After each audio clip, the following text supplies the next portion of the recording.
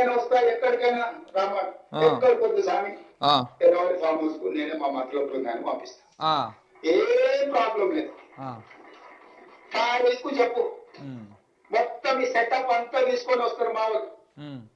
Erravalli farm house లోనే చర్చ పెడతాము. చంద్రశేఖరరావు గారి ఆరోగ్యం అంత గొప్పగా లేదు, రావడానికి ప్రయాణం చేయడానికి ఏమైనా ఆరోగ్యం సహకరించకపోతే మీరు కుర్చీ వేసుకొని అక్కడ కుర్చీలో కూర్చోండి చంద్రశేఖరరావు గారు.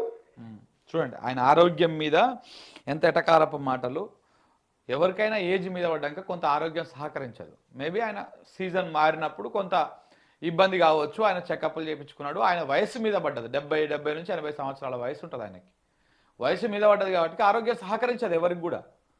అయినా ఆయన మాట్లాడుతూ ఉన్నాడు. మొన్న యశోద హాస్పిటల్లో మనం చూడలే, అందరేమో అన్ని ఛానళ్ళు ఏం రాసినాయి, కేసీఆర్కు చాలా సీరియస్గా ఉంది, కేసీఆర్ మాట్లాడలేకపోతున్నాడు, మొత్తం బెడ్ మీదే ఉన్నాడు, ఇట్లా ఉన్నాడు అని చెప్పేసి కొన్ని ఛానళ్ళు రాసినాయి. చాలామంది నమ్మిరు కూడా అది నిజమే అని చెప్పేసి. నేను కూడా క్రాస్ చెక్ చేసిన ఏమైంది నిజంగా ఎట్లా ఉన్నది అని చెప్పేసి. ఆ రోజు మధ్యాహ్నానికే ఒక వీడియో బయటకు వచ్చింది.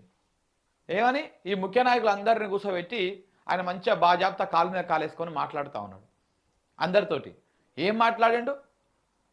రైతులకు యూరియా అందుతున్నదా, రైతు భరోసా అందరికి వచ్చిందా, ఏ రకంగా ఉన్నారు, ఆయనకి ఎందుకు మరి అంత ధ్యాస?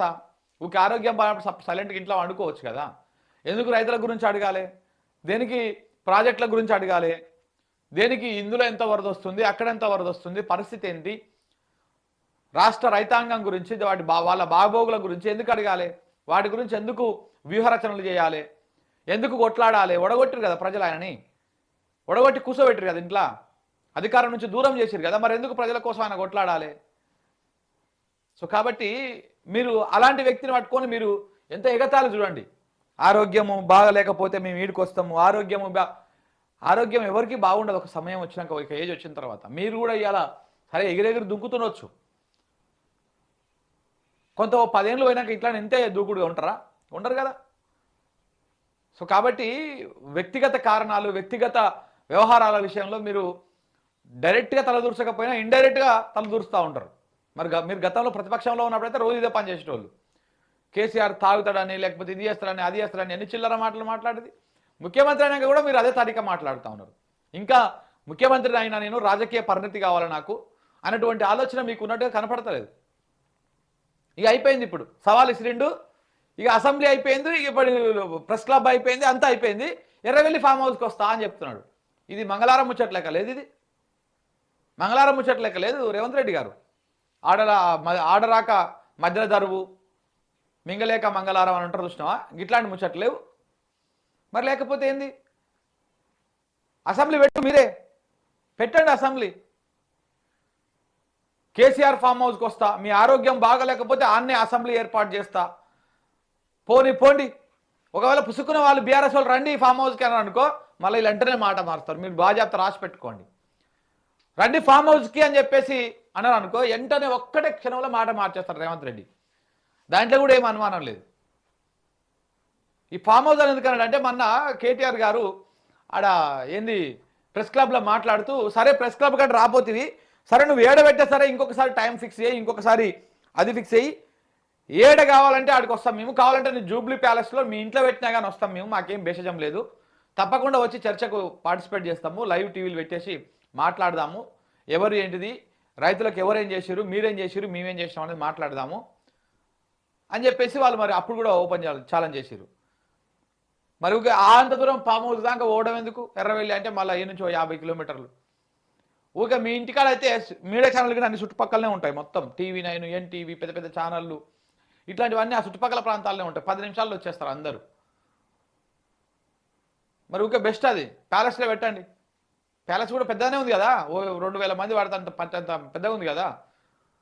మీ మంత్రులని మొత్తం మీ మంత్రుల బ్యాచ్ని అలా దాంట్లో ఒక ముఖ్య నాయకులు 4-5 గంతే. ఈ 4-5 మీరు కలిసి కూర్చొని డిబేట్ పెట్టండి, చర్చ పెట్టండి, అప్పుడు వాస్తవాలు తెలుస్తాయి.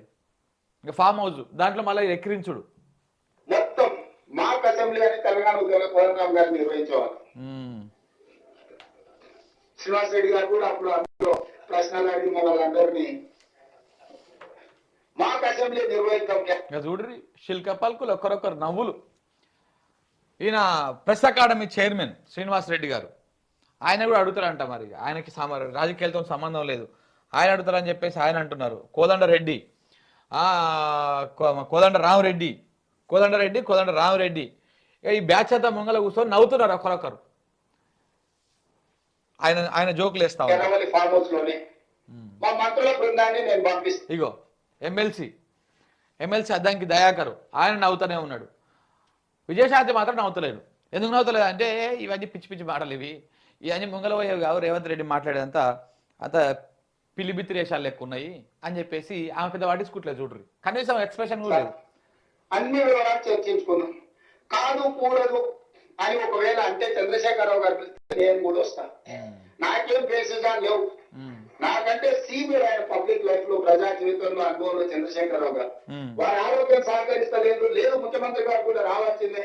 చర్చలు ముఖ్యమంత్రి లేకపోతే సమర్థవంతమైన అర్థవంతమైన చర్చలు జరగవు.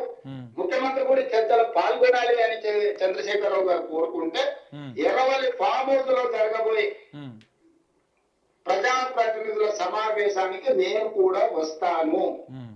తారీఖు నిర్ణయించండి. పప్పులు అంటేనే మాకు కొంచెం ఇబ్బంది. క్లబ్బులు పబ్బులు అంటే ఇబ్బంది, కానీ బైక్లు వేసుకొని పోవడం మాత్రం మంచి అలవాటు ఉంది మనకు. సరే, అది పక్కన పెడదాం. అయిపోయినా ఇక అయిపోయిందా దమ్ముగా చర్చ అనేది ఇక లేదు. ఇక అప్పుడు సవాల్ ఇచ్చిండు, ఆ సవాల్ని వీళ్ళు స్వీకరించారు. వీళ్ళు పోయిర్రు, రాలేదు. వీళ్ళు రాకపోయేసరికి మధ్యలో ఒక బ్యాచ్ని, కాంగ్రెస్ బ్యాచ్ అని ఎగేసే ప్రయత్నం చేసి అది వర్కౌట్ కాలేదు, అటర్ ఫ్లాప్ అయిపోయింది. దాని తర్వాత ఇక ఇప్పుడు ముఖ్యమంత్రి గారు రంగంలో దిగి, నేను ఫామ్ హౌస్కి వస్తాను, మీరు పెట్టండి, మీరు డేట్ ఫిక్స్ చేయండి అని. పుసుకున్న వాళ్ళు డేట్ ఫిక్స్ చేసిరని అనుకో, మీ కర్మగాలు ఫిక్స్ చేసిరని అనుకో, ఇంకొక సొల్లు ముచ్చట చెప్తారు పోరీళ్ళు. దీంట్లో మాత్రం ఎలాంటి డౌట్ లేదు. సరే, మేము డేట్ ఫిక్స్ చేస్తున్నాం, రండి మీరు, ఇంకో పలానా డేట్ పలానా రోజు అని చెప్పేసి మేము డేట్ ఫిక్స్ చేస్తున్నాం, రండి, లేకపోతే అసెంబ్లీనే పెట్టండి అని చెప్పేసి వాళ్ళు అన్నారు అనుకో. ఆ అసెంబ్లీ పెట్టరు, వీడికి ఓరు. అసెంబ్లీ పెట్టినా కానీ ఇక ఆడ మైకులు కట్ చేయడానికి స్పీకర్ గారు రెడీగా కూర్చుంటారు. హరీష్ రావు మాట్లాడుతున్నా టక్కున మైక్ కట్ అవుతుంది, కేటీఆర్ మాట్లాడుతూ టక్కున కట్ అవుతుంది. అసలు జగదీష్ రెడ్డి మాట్లాడంగానే ఈయన ఏదో గట్టిగా మాట్లాడతాడు. మొత్తానికి ఆ సెషన్ వరకు ఆయనని బయట పెట్టే ప్రయత్నాలు చేస్తారు. పోయినసారి గదే కదా జరిగింది. సెషన్ వరకు ఆయన బయట ఉండాల్సి వచ్చింది కదా. సో కాబట్టి దీంతో ఏమైంది, ఇట్లా అసెంబ్లీలో అయితేనేమో కంట్రోల్, సభ మొత్తం మన కంట్రోల్లో ఉంటుంది. మనం మాట్లాడింది మాత్రం మాట్లాడడం సేపు మాట్లాడచ్చు, ప్రతిపక్షాలు మాట్లాడుతుంటే మైక్ కట్ చేయొచ్చు. అదే బయట అనుకో, మన భాగవతం మొత్తం బయట పడిపోతుంది. మనం మాట్లాడే అబద్ధాలు ఇవన్నీ కూడా తెలంగాణ సమాజం చూస్తుంది. దాంతో ఏమవుతుంది, మొత్తం ఇజ్జత్ పోతుంది. ఇక ఏమంటారు, కూలి పెట్టి తన్నించుకున్నట్టు అవుతుంది కథ. సో కాబట్టి మళ్ళీ ఇంకొక బొంకుడు మాటల లెక్క తయారైంది. అయితే ప్రజలారా, మీరు చూసేటువంటి వాళ్ళు రేవంత్ రెడ్డికి ఈ చర్చని రైతును రాజును చేయడం కానీ, లేకపోతే సంక్షేమ కార్యక్రమాల మీద చర్చ పెట్టేటువంటి దమ్ముందా లేదా? మీరు ఎస్ఆర్ నో పెట్టండి, మీరు కామెంట్ పెట్టండి. మీ కామెంట్ కూడా నేను తీసుకుంటాను.